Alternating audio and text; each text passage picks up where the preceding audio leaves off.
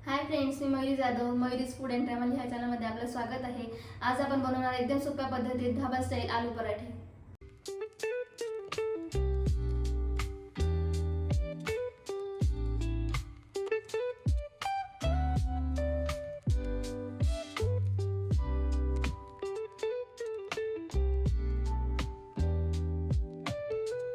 तर आता आपण बटाट्याचे पराठे बनवायची आपण सामग्री बघूया. अगोदर मी 3 बटाटे उकडवून त्याला बारीक स्मॅश करून घेतले. बारीक 2 कांदे चॉप करून घेतलेले. तूप, हळद, लसूण, अद्रक, मिरचीची पेस्ट, लाल तिखट, मीठ, धनजिऱ्याची पूड, हिंग आणि 1 वाटी पीठ घेतले. ते आपण बटाट्याच्या पराठ्यासाठी आपण ते छान भिजवून घेऊ. तर आता आपण बटाट्याच्या पराठ्यांसाठी आपण पीठ भिजवून घेऊ. मी 1 वाटी पीठ घेतले. त्याला आपण छान असं मऊ पीठ भिजायचं आहे. त्याच्यासाठी कडक पीठ राहिल्यावरती ते बटाट्याचे पराठे एकदम असं ताणले जातात. मऊ पीठ भिजलं का ते एकदम छान मऊ होतात.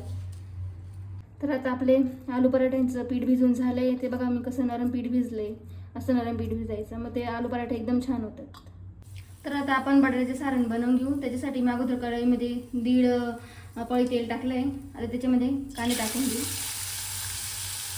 आणि ते लालसर होईपर्यंत त्याला छान परतवून घ्यायचे.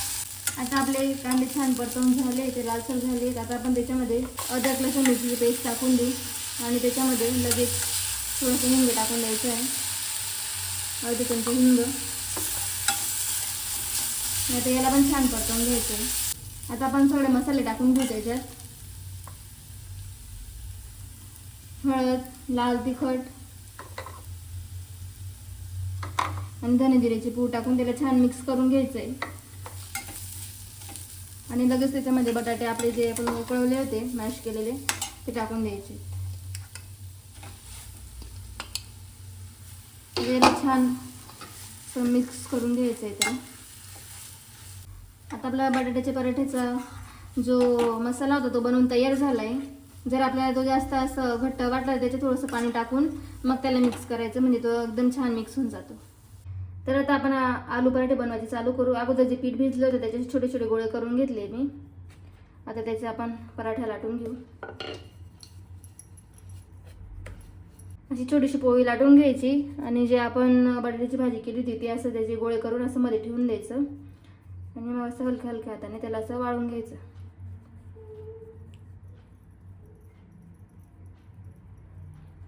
असं वाढल्याने तो बटाट्याचा पराठा फाटत नाही आणि एकदम छान सगळीकडे त्याची भाजी स्प्रेड झालेली असते. आता आपण त्याला हळूहळू लाटून घेऊ.